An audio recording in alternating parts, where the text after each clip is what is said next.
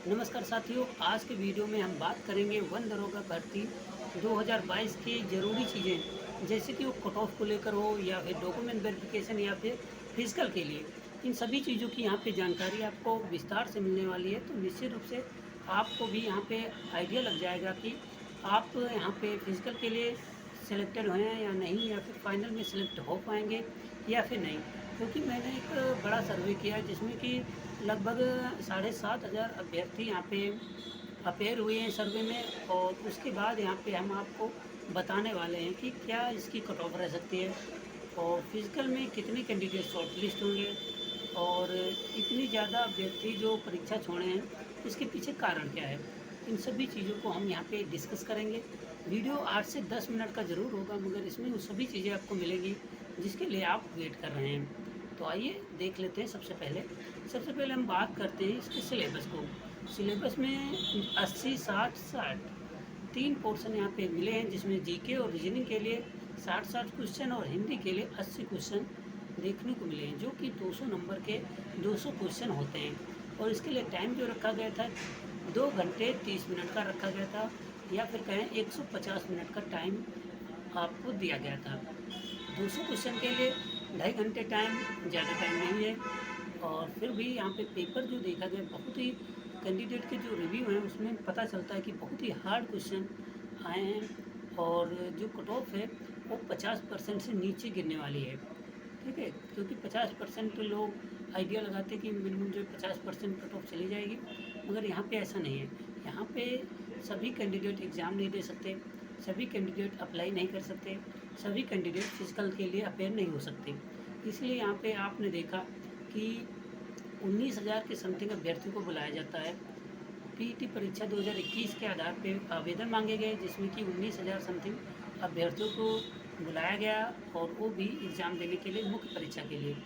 अब यहाँ पे 15 गुना का जो था सिस्टम, इसमें 701 पोस्ट देखने को मिली हैं, जिसमें कि 15 गुना अभ्यर्थी अगर देखें तो लगभग 9,500 या 10,000 अभ्यर्थियों को बुलाना चाहिए था, मगर यहाँ पे 30 गुना 28-30 गुना अभ्यर्थियों को बुलाया गया, जो कि बहुत ही ज़्यादा अभ्यर्थियों को बुलाया जाना यहाँ पे दिखाई देता है। उसके बाद बात करते हैं यहाँ पे 15 गुना अभ्यर्थी बुलाए जाने पे इतनी ज़्यादा क्यों बुलाए गए। इतनी ज़्यादा बुलाए जाने का तर्क यह था, आयोग तर्क यह देता है कि इतने ज़्यादा अभ्यर्थी इसलिए बुलाए गए क्योंकि जो कट ऑफ मैंने डिसाइड की थी पीटी परीक्षा से शॉर्ट लिस्टिंग की मुख्य परीक्षा के लिए, उसमें जो कट ऑफ है वो कट ऑफ जो कट ऑफ रिलीज़ हुई उसी कट ऑफ पे इतने कैंडिडेट ज़्यादा थे। इस वजह से यहाँ पे ज़्यादा कैंडिडेट को बुलाया गया।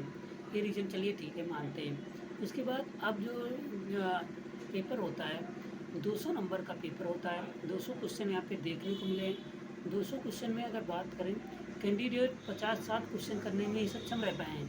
ज़्यादातर मोस्टली कैंडिडेट जो हैं 60-65 कर पाए हैं। बहुत ही अच्छे कैंडिडेट जो हैं 75-80 तक पहुँच पाए हैं। मैक्सिमम देखने को मिला है जो कैंडिडेट के रिव्यू हैं 80 नंबर तक कैंडिडेट मिले हैं।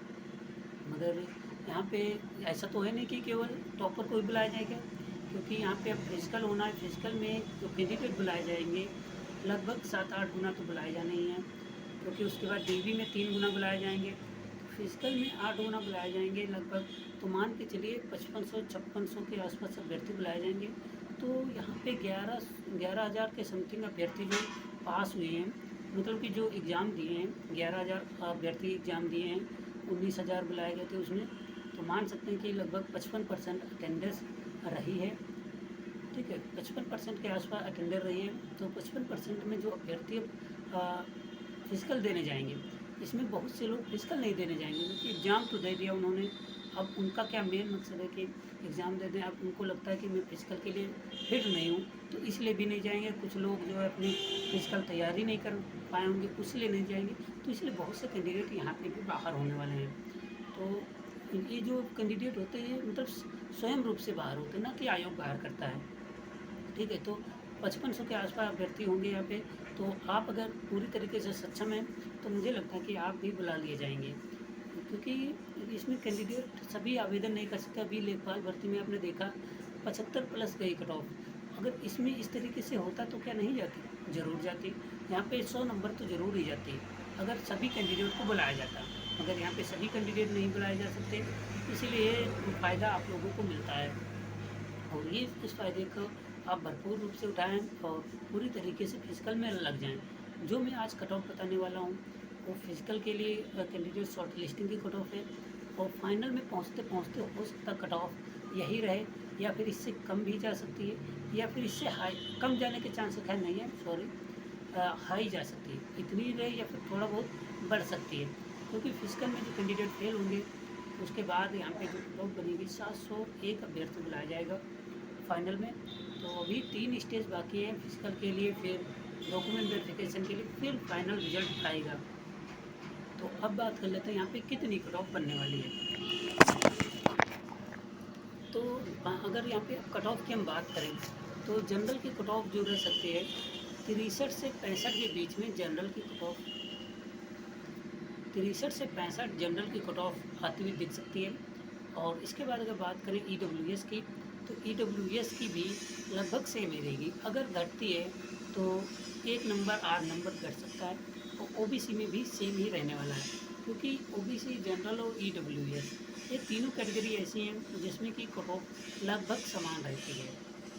अब अगली बात करते हैं SC की।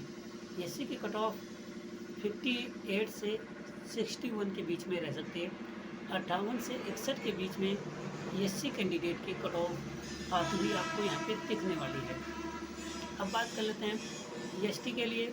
ST के जो यहाँ पे कट ऑफ हो सकती है, वह कट ऑफ 52 से 53 के बीच में ST कैंडिडेट की कट ऑफ आती हुई दिख सकती है। और मैं आपको क्लियर कर दूँ, यहाँ पे जो कट ऑफ है यह 100% श्योर नहीं कि यही कट ऑफ है, मगर जो आप लोगों के सर्वे होते हैं उनके आधार पर जो कट ऑफ आती है वो मैं आपको यहाँ पे बताता हूँ, ना कि अपने स्वयं से बताता हूँ। स्वयं से बताता हूँ वो एग्ज़ाम के रिव्यू के आधार पर बताई जाती है, बाद में आप लोगों के रिव्यू लिए जाते हैं, और जो पुराने पेपर में किस तरीके से कट ऑफ बनी है उसको देखने के बाद हम यहाँ पे डिसाइड करते हैं कि कितनी कट ऑफ बनेगी। तो इसलिए कट ऑफ जो है मैं जो बता रहा हूँ लगभग इतनी है, तो आप मुख्य की यहाँ पे PET परीक्षा के लिए तैयारी कर सकते हैं, फिजिकल के लिए तैयारी कर सकते हैं। PET परीक्षा आपको ना समझिएगा प्रारंभिक आर्ट का परीक्षा, ठीक है। आप PET फिजिकल के समझ सकते हैं, फिजिकल के लिए भी PET शब्द का यूज़ किया जाता है, ठीक है। तो फिजिकल की तैयारी इतने नंबर वाले कैंडिडेट कर सकते हैं। अब फीमेल कैंडिडेट की अगर बात करें, तो फीमेल में भी 59 से 61 के बीच में कट ऑफ आती हुई दिख सकती है फीमेल कैंडिडेट की। अगली कैटेगरी जो आती है वह है भूतपूर्व सैनिक या फिर स्वतंत्रता संग्राम सेनानी की हैसियतों की। तो इनकी भी कट ऑफ 58 से 60 के बीच में हो सकती है। दोनों कैटेगरी की लगभग आसपास घूमेगी, एक आध नंबर का अंतर हो सकता है, मगर भूतपूर्व सैनिक और स्वतंत्रता संग्राम सेनानी की हैसियतों की अगर बात करें, तो यहाँ भूतपूर्व सैनिकों की थोड़ा कट ऑफ कम रहती है स्वतंत्रता संग्राम सेनानी की हैसियतों की, क्योंकि भूतपूर्व सैनिक का मतलब यह है कि वो सेना में कार्य कर चुके हैं, सेना में कार्य कर चुके हैं, इसलिए उनको जो है थोड़ा पढ़ाई से वो इतर हो जाते हैं, इसलिए उनकी कट ऑफ थोड़ा कम जाती है। तो इसलिए यहाँ पे जो कट ऑफ मैं बता रहा हूँ मुझे लगता है कि वो यूज़फुल ज़रूर होगी, और आपको इस पर बेनिफिट ज़रूर उठाना चाहिए। इस कट ऑफ में आपका क्या रिव्यू है मुझे ज़रूर बताएं, क्योंकि आपके रिव्यू के आधार पे लोग समझ पाते हैं कि कट ऑफ में मेरी कितनी सच्चाई है, क्या फेक कट ऑफ है या फिर अनुमान मेरा गलत है, या किस तरीके से आप लोगों को यूज़फुल होगा। ये सब चीज़ें आपको वहीं पे मिलती हैं। तो आप कमेंट करें, कमेंट पढ़ें, कमेंट पढ़ेंगे तभी आपको पता चलेगा मेरे वीडियो की क्वालिटी क्या है, मैंने किस तरीके से यहाँ पे एनालिसिस किया, क्या मेरी पुरानी कट ऑफ जो हैं सही हुई है या फिर नहीं सिद्ध हुई है।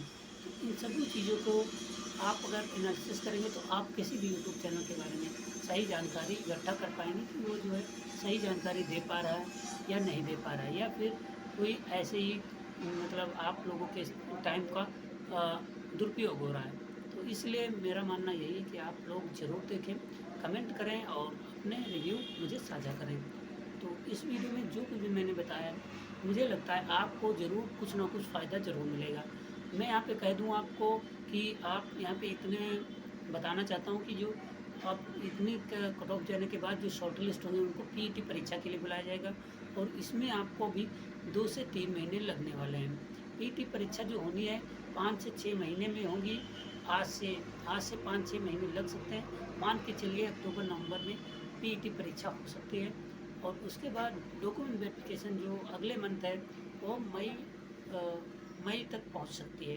डॉक्यूमेंट वेरिफिकेशन मई के बाद आपको जॉइनिंग जो है फाइनल रिजल्ट या फिर कहें अगस्त सितंबर तक देखने को मिल सकता है। और अगस्त सितंबर तक फाइनल रिजल्ट देखने के बाद आपको यहाँ पे जॉइनिंग जो है लास्ट मंथ देखने को मिल सकती है, मतलब कि दिसंबर 2024 तक पहुँच सकती है। और मैं जो डेट बता रहा हूँ आयोग की जो चाल होती है उस तरीके से बता रहा हूँ। हालांकि इसमें बदलाव हो सकता आयोग थोड़ा स्पीड में काम करना शुरू कर दे तो आपको ये कार्य जो है जल्दी हो जाए, मगर चांसेस यही है कि इतना टाइम है, इसी टाइम बाउंडेशन में आपका पूरा प्रोग्राम हो जाना चाहिए। तो इस वीडियो में अभी के लिए बस इतना ही। नेक्स्ट वीडियो लाएंगे